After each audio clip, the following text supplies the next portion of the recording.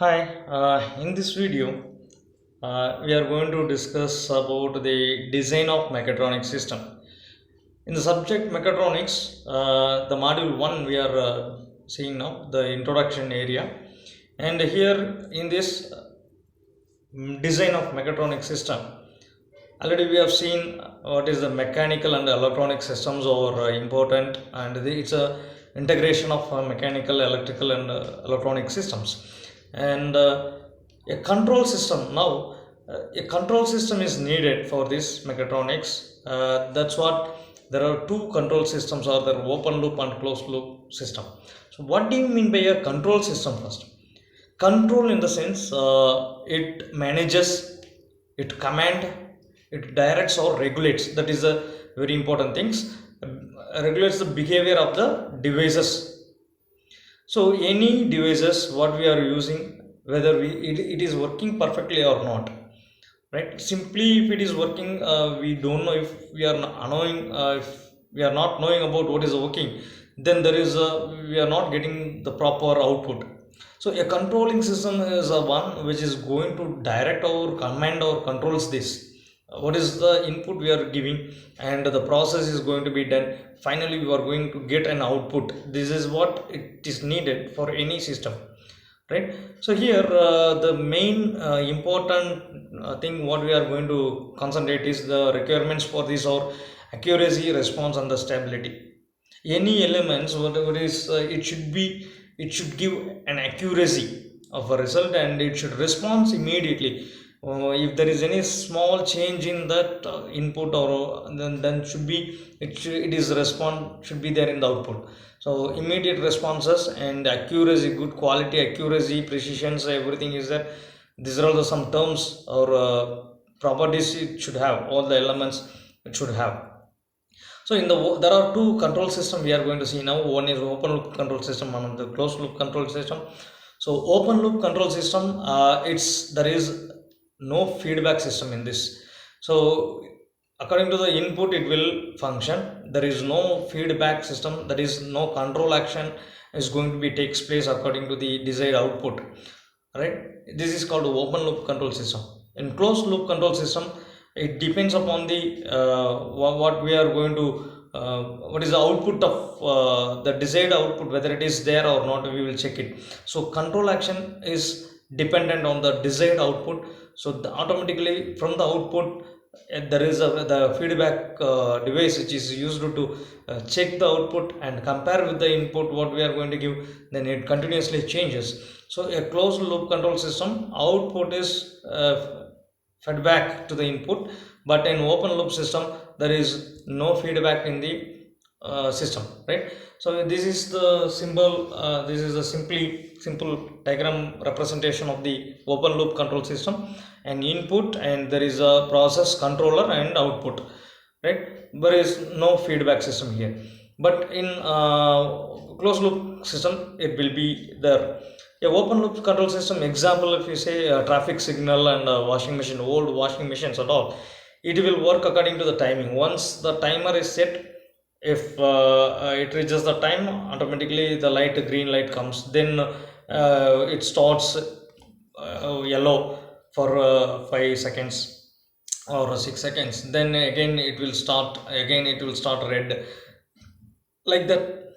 It depends upon the what is the timer set. So it's not depend upon the output what it is. So that's what it is called as a open loop control system as an example.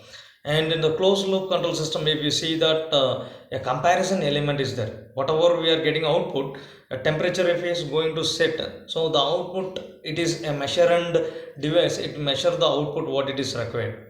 So input, there is input will be there, required temperature, when it is compared with the output and it is checked with the input temperature, required temperature, then the comparison element, it gives the deviation what it is, positive or negative. If the temperature requires more temperature is required, then automatically it switches on the electrical fire, and it gives more temperature.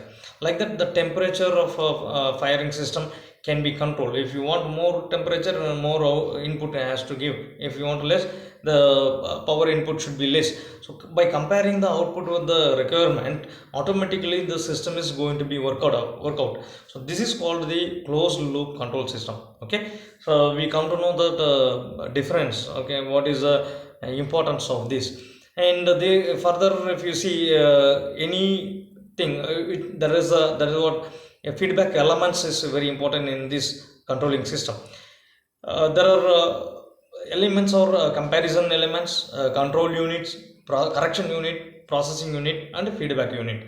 So the feedback, as we see the example, above example, it gives the output to the comparison element. There the comparison element compares with the input requirement.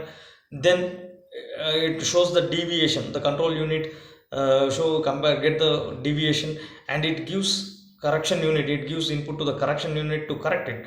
So the correction unit, it may give more voltage or lesser voltage to give more power or less power. So the process unit, it functions accordingly. So this is the closed control system. An important question over there. And the speed control of automobile, just like one example, manual bike riding. While we are riding the bike, how we are riding the bike, or by seeing our brain observes. This is the just an example. Desired speed, we want to go for 120 kilometer speed, but we are, how we come to know that? By seeing the speedometer, we come to know, no, it is not going 120. So immediately what you will do, the eyes get this output from the speedometer. Okay, that is the feedback device. Eyes of the feedback device, it sees the speedometer and they give to the brain information to the brain that the vehicle is moving only in 100 kilometers.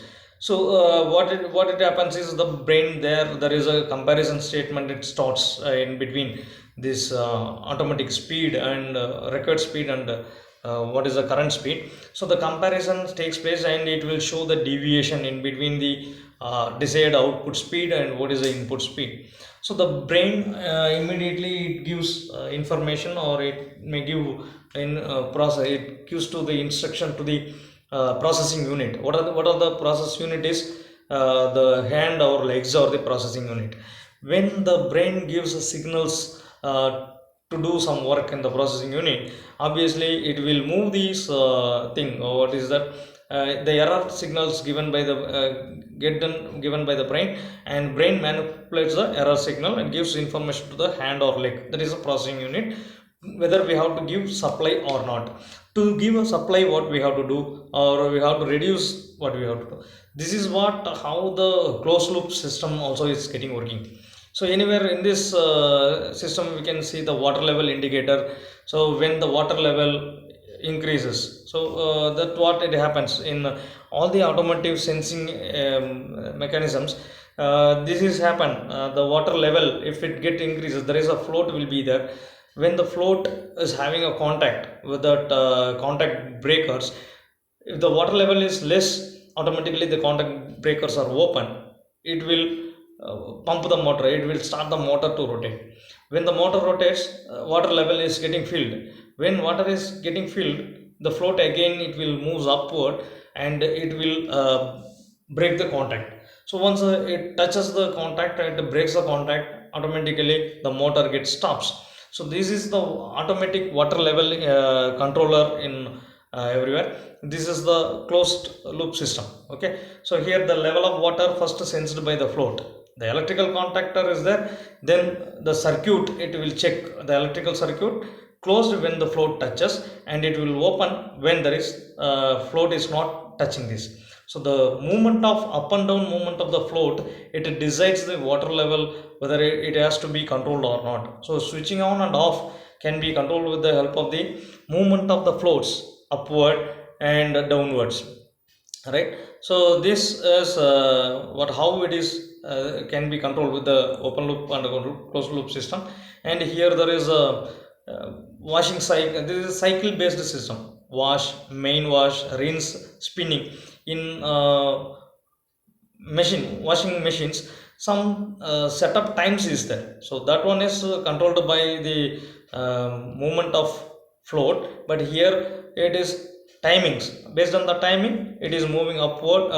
It goes for the next cycle. First, if it wash cycle is over, it goes for the rinse, and rinse is over, then it is going for uh, washing and spinning cycle. So it depends upon the timer it gets sets. So it's called a sequential control system.